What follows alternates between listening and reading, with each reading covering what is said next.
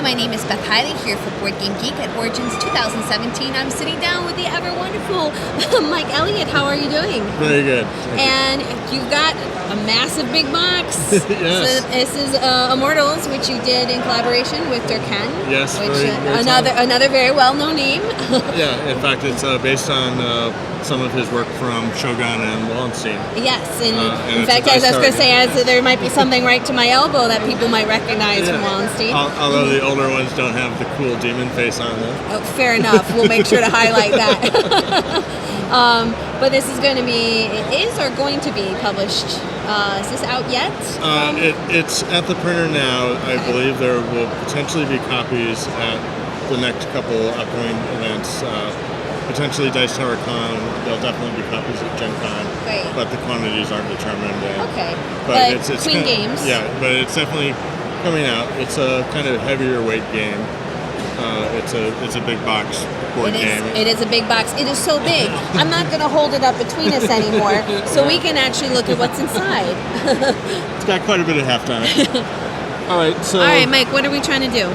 So this game, the setup for experienced players probably takes about 15 minutes to 20 minutes with the drafting. If you want a quicker game, there's a couple variants that you can do. As you can see on the map, there's basically two worlds. The concept of this game is it's an eternal battle between these races, and your units, when they fight and die, instead of being permanently destroyed, they kind of transition, and then they'll come back on the other side. So it's kind of like an area control game where your units basically never die. Wow. So it's got kind of a weird element to it. To start out the game, you're basically going to select your races. And your race is basically a combination of a dark side race and a light side race. So you're going to take these selection cards here, and you're basically going to shuffle them up and deal one out to each player, which gives you like... So we've got demons, orcs, necromancers, trolls, and night elves. So you're going to pick a light one and a dark one. These are the light ones, which are Amazons, dwarves, halflings, elves, and humans. Nice friendly races rather than the dark. So when you select your races, you're going to take the corresponding boards, and these boards form a half. So you're going to take your light half and you're going to combine it with your dark half. Oh, so here I'm going to hold up the one that's in front of us, like so. So we have the elves and trolls. Yes. And then on our flip side is more what we'll be looking at during the course of the game. So when you first start out and you've selected your races, you're going to play them down so that the deployment side is showing. Because you're basically going to pick countries and deploy your units out, and that's going to build the starting position for the map. So I have on this side basically laid out, like, as you can see, like, you're going to put your color units on the board. So the purple player has 10 here, 1 here, and 1 here. These are deployment groups that you can play out when you draft the territories. So the way the territory draft works is there's the light and each of these is a light or a dark card. And you're going to basically you're going to start with 5 of these in your hand, and each player is going to have 5. And you're going to do a pass draft where you pick a card. You're going to take one of your groups of units from your deployment board, and you're going to put it out on the board in that property.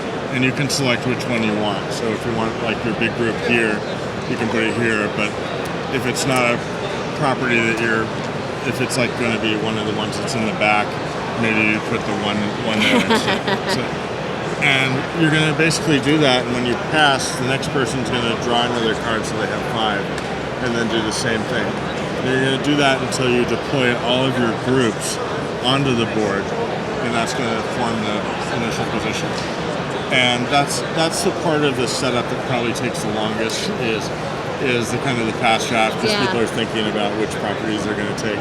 If you want a really quicker setup, what you can do is you can just deal out a number of light and dark properties, and people just start with random positions. Yeah. Now you always start with the capital of your dark side colors. So you're always going to start with one central protected area, which you can kind of use as your base if you have really bad board positions everywhere else. But in this game, there's a lot of attacking, a lot of defending, and the board state changes constantly. And with your units coming back, it's like you're always kind of in the game. So I was going to say, so we want to get into a little bit of gameplay, or? Yeah, so once you've got your properties drafted out and you're going to have the board here, you're going to see the tower here. All right, so this is the bit people might recognize the design as piece from Wallenstein, but we've definitely got a way cooler front image here. Oh, I don't want to say it's cool, I think it's but it's cooler. So you're going to seed it with the cubes from the colors that you're playing with, and with these green villagers, which are basically the world that you're fighting in had inhabitants that were there already, and they're kind of secondary casualties in your big war. Sometimes they'll fight with you, sometimes they'll fight against you. But for now, we're going to seed the tower, which we do by dropping all these in. And the units that fall out of your color, so I'm playing the red player color here. I will say I'm purple up We're there. purple over there, right? So it's a 3 to 5 player game. So we have a third player Right. on the other side. This game I was is going to say we might run out of table on the table we're on now. This game is a bit of a table hog, and as I said, it's like a 2 to 2 hour 15-minute game for expert players. Add an extra 20 minutes if you're beginning players or have to look up some of the little stuff, or have people that take longer for decisions. So I'm going to take these units that fell out, and I'm going to put them in my transition zones. So on each side of the board, I have a transition area where I can put units, and these units are going to slowly come back during the game. So each round, I'm going to get to take a third of them and put them back in play.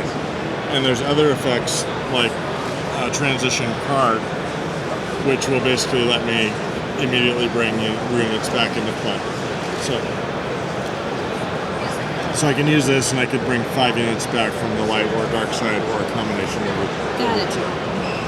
And so as I said, the units don't die permanently; they'll slowly return by themselves.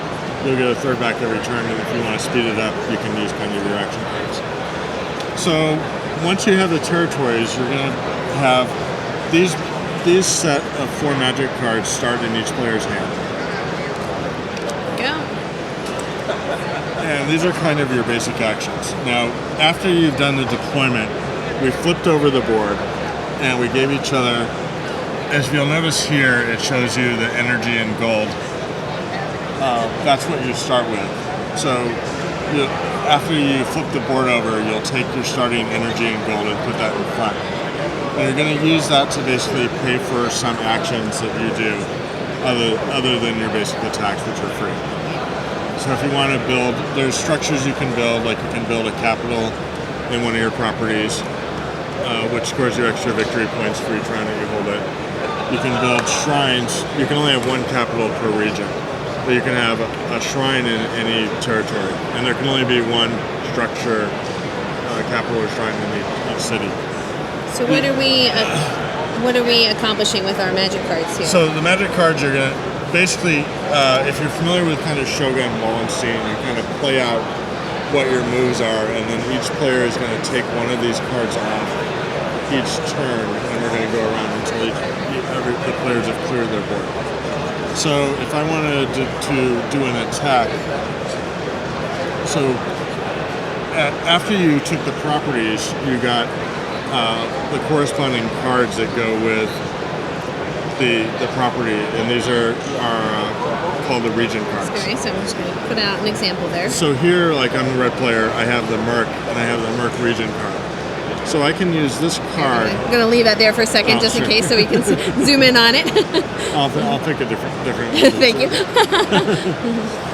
So I might use one of my cards to basically.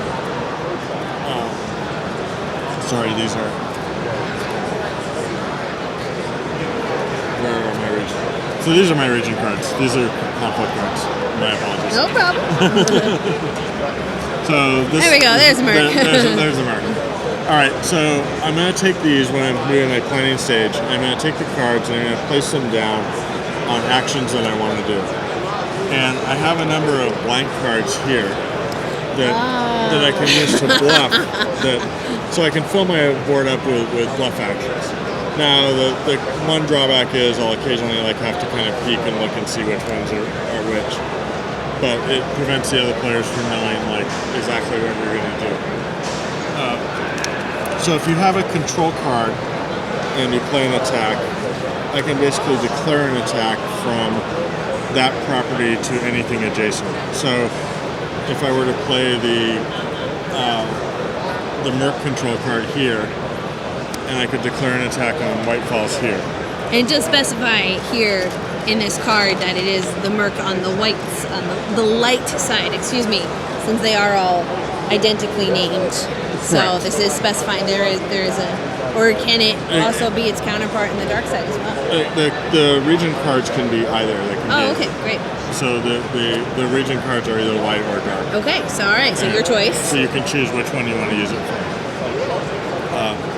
So say I'm going to attack Whitefall. So I would take the units that I'm attacking with, and I would take the units from the defending property, and I take any villagers that are in the tray, and I would throw them in the dice tower. See what? Slide it on for the maximum action scene. And I throw these in, and now we do a comparison. Now, if I use the card that I'm attacking from, the villagers are neutral, and they won't fight for either player. If I use the card that I'm attacking into, the villagers are on my side. Interesting. And then the villagers would have. And if I use any other card, I don't have to actually use one of the two cards that's in the fight. I could use another card and just declare an attack here. And then if I do that, then the villagers fight against me. So if you're attacking a neutral property and you don't have the card, then the villagers will basically not like you. It allows you to still do attacks even if you don't happen to be drawing cards that match up where you want. So here I would basically, the villagers are neutral, so they would basically stay. These two would cancel each other out, and again, each of us would get to put them on the opposite side. So this would go to my dark side, and this would go to my opponent's dark side. And then whatever's left, so here goes back in the square. So, and I would have had to have left one in the property that I was coming from. I always like to try and guess to see if the iconography is such that I can start predicting what the next rules might be. I'm just pulling out half of our white side board here. I'm guessing a card placed in this position is going to start, hopefully, if it is not a blank, generating money. So it'll generate money, and if you own for White Falls, if I had White Falls here and I owned the light side, I would generate 5 gold. If I own the dark side, I would generate 1 gold. If I own both of them, I can pick whichever one I want to generate. And then likewise here on our dark half, we have same idea for energy. Right, and some of the other iconography, this here gives you an extra attack, but it costs you 1 energy and 2 gold to use it.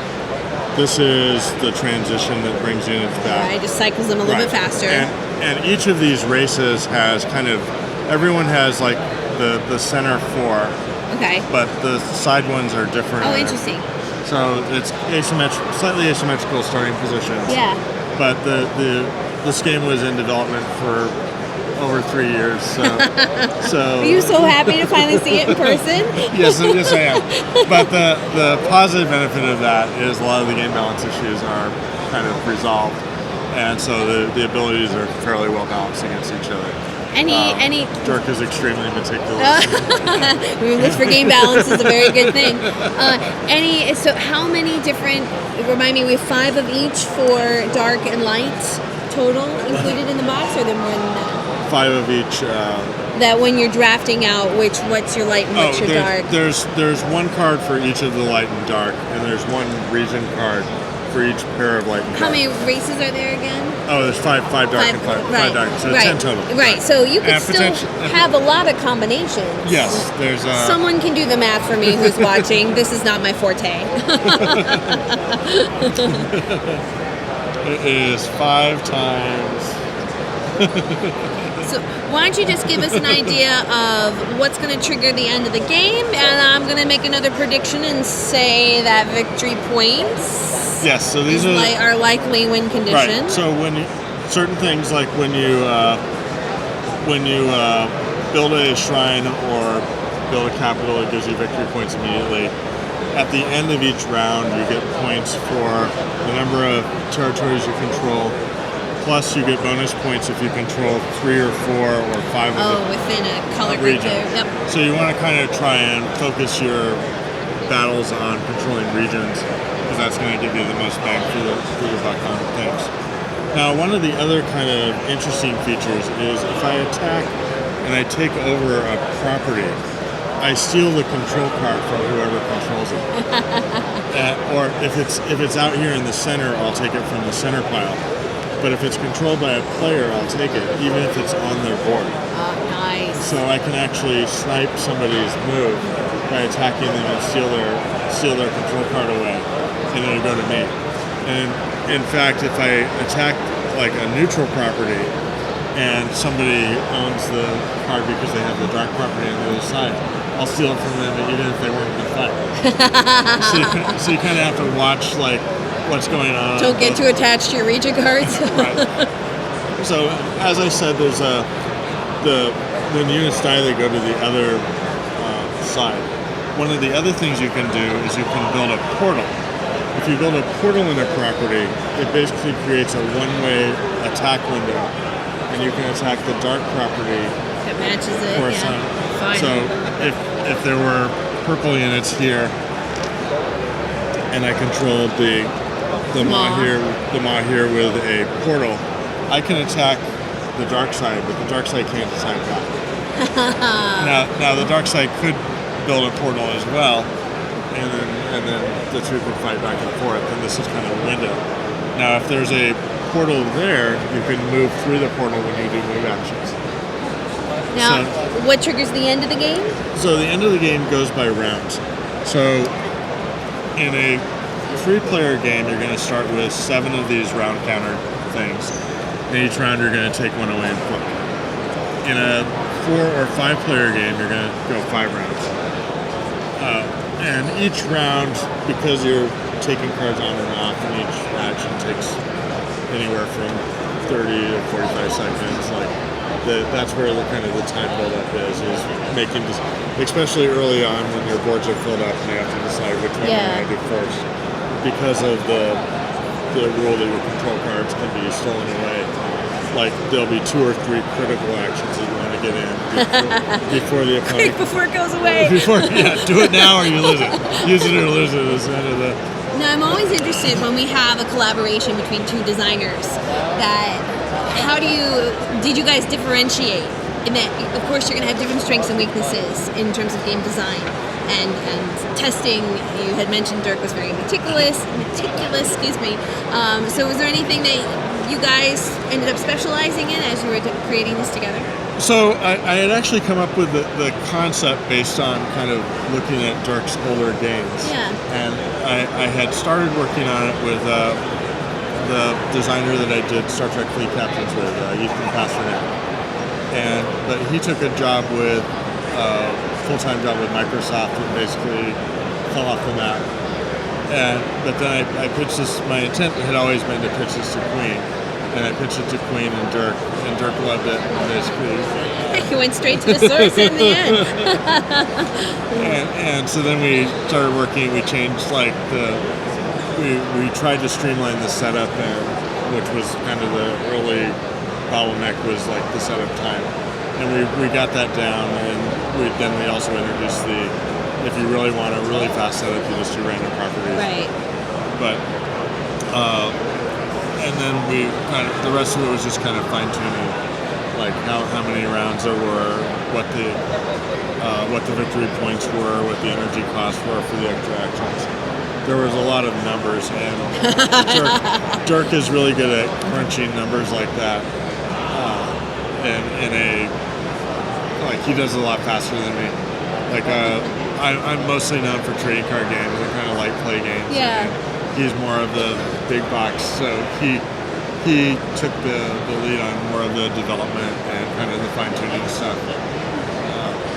Because I've only done a few big box games like Star Trek Fleet Captains. Right. Yeah. And, all right. So we got your card cleverness.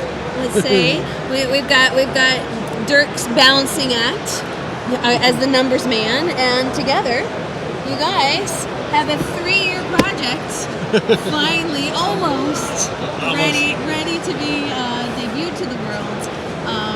Mike, as always, it's a pleasure, and I really appreciate you taking the time. It's such a treat for us that when we have a designer who's able to show their creation, because no one has the perspective that you have to this game, and the only person who can tell us what was in your head when you're designing it is you. So it's always a real privilege when we get that insight. Well, thank you for having me on, and Dirk and I are both going to be very happy, I think, especially if you have it has elements from Shogun and Wallenstein. And if you are one of those players, you're definitely going to like the changes. But it basically plays kind of like as I said, a kind of dynamic area control game where you're going to die. So it's like in some area control games, you have like Spiral Death Syndrome where one player gets down and they can't come back. In this game, you're always able to kind of come back. Yeah. And in the playtesting games we've played, there's a lot of really close scores where the games are decided by like 1 or 2 points. Always a good sign. Yeah. Well, Mike, thanks again. If you guys want to check that out, it's not quite out yet, but coming up very soon, which is Immortals, published by Queen's Games, published as a collaboration between Dirk Henn and Mike Elliott. And thank you again.